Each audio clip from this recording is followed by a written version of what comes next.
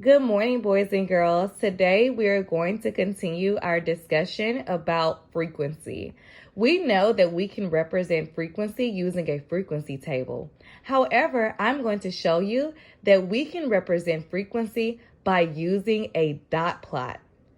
Let's remember, frequency is how often an event occurs. In the dot plot, however, the frequency is represented by dots instead of numbers, with a key attached. This data is representing the favorite seasons. We have fall, winter, spring, and summer. The key at the bottom tells us how much each dot is worth. One dot is equal to 2 students. It's imperative or important that we keep in mind what each dot represents. So we have fall with 1, 2, 3, 4 dots, but that doesn't mean 4 students liked fall. It means that 2, 4, 6, 8 students liked fall, because we have to remember each dot represents 2 students. So winter, wait a minute, winter has half a dot. What do you think the half dot represents? If you stated 1 student, that is correct, because half of 2 is equal to 1. So let's remember, 1 dot is equal to 2 students. 1/2 a dot is equal to 1 student. I want you guys to solve each of these questions. First, I'm going to model the first one for you. How many total students were surveyed? Let's count for fall. 2, 4, 6, 8. Winter, 2, 4, we have that half dot, that's going to be 5.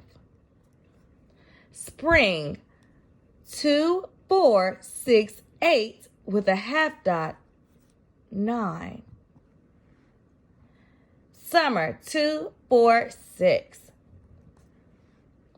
So how many total students were surveyed? I would need to add 8 plus 5 plus 9 plus 6. I know that 8 plus 5 is equal to 13. 13 plus 9 is going to be equal to 22. 22 plus 6 is going to be equal to 28. So 28 is the total number of students that were surveyed. I asked 28 students what were their favorite season. They had a choice to pick from fall, winter, spring, or summer. Our next question reads, how many students prefer winter or spring? What do you think we should do to calculate it? If you said add winter and spring together, you are correct. We would need to add winter or spring to make sure that we're including the total number of students who prefer both of those seasons. So we would add 9 plus 5. 9 plus 5 is equal to 14. Yes, 14 is correct. Now, I would like for you to solve these 2 problems by yourself.